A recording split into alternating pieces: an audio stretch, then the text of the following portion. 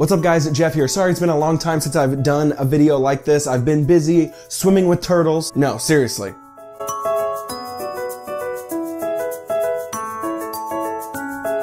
But for reals, I'm excited to be back with you guys. But for this video being back, I want to talk about Easter. It's Easter week this week, or Holy Week as they call it. Easter's in a couple days. And I think sometimes when I hear sermons or talks about Easter, it sometimes kind of uses the resurrection about something that's future and distant that we will go to when we die. But Easter, or the truth of the resurrection, was actually this explosive bomb that actually meant God was ripping the future into the present in the person and work of Jesus. In fact, primarily, the resurrection is not about going to heaven when you die, but is actually about what the Bible calls new creation. Now, of course, both of those are true, but I think the emphasis is on new creation. Jesus resurrecting bodily, which, by the way, that has huge implications, that Jesus resurrected in a body on this earth. This place matters. I mean, think about the dignity and worth and value that gives our bodies. Jesus resurrected into new life, and that's what it will be like when we do too. But it's about new creation. And real quick, to give an overview of the Bible, that's the mission or the arc that the Bible's going to the entire time until it gets to Jesus. The best way to summarize it is God created the heavens and the earth, kind of like this marriage. There's these two spheres created as one, or one marriage, kind of like a husband and a wife when they're married. It's two becoming one, and then sin enters the world. Those break apart. God's sphere and our sphere break apart. There's human sin,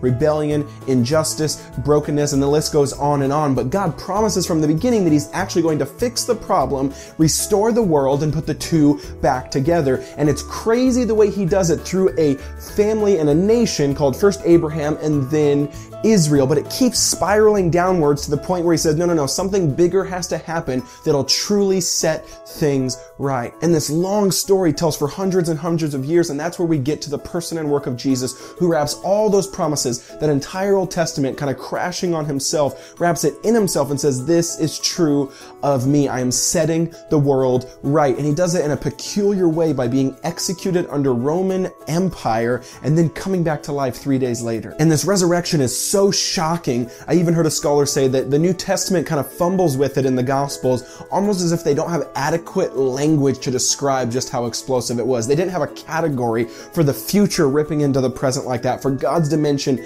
ripping into our dimension. And so Easter is this exploding act of God in Jesus doing what Paul calls being the first fruits of new creation. So there's that phrase there again, new creation, but it says Jesus is the first fruits. Now, to give again some Old Testament backstory, first fruits was the offering that Israel would take from their harvest as the first fruits and vegetables and grains and all that stuff, and give the very beginning of it to God, saying, thank you for providing all of this to us. We're going to give the first fruit of it to you, knowing that the rest will come because of your provision. And so Jesus, Paul says, is the first fruits of new creation. So rather than actually pulling us out of this world, the resurrection of Jesus is the proving point that what God did for Jesus, He's going to do for us and the world. He's going to put it back together. He's going to restore it. He's going to remake it, and He's bringing new creation one moment at a time. And one of the other crazy things I think about the resurrection is that when you look at the Gospels and the resurrected Jesus meets with people, it's usually in their sorrow,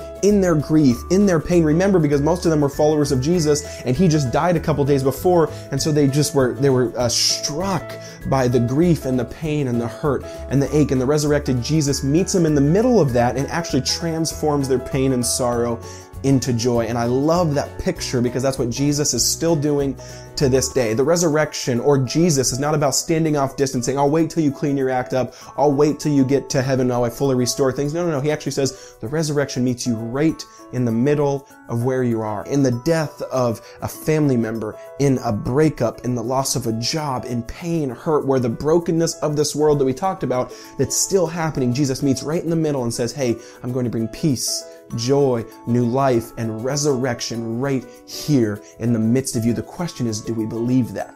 And so this Easter rests in that beauty that the resurrected Jesus has inaugurated new creation. He's putting it into place, and He's unleashing His kingdom on earth as it is in heaven, like He taught the disciples to pray. And so remember that the truth of Easter is that the world was good and beautiful. We broke it. God is putting it back together. Jesus is the first fruits, and He's continually putting putting that back together. And the craziest part to me is the agent he's using to put it back together are the very people that actually were responsible for breaking it, you and me. And if that's not grace, I don't know what is, and that for sure is the heart of Easter.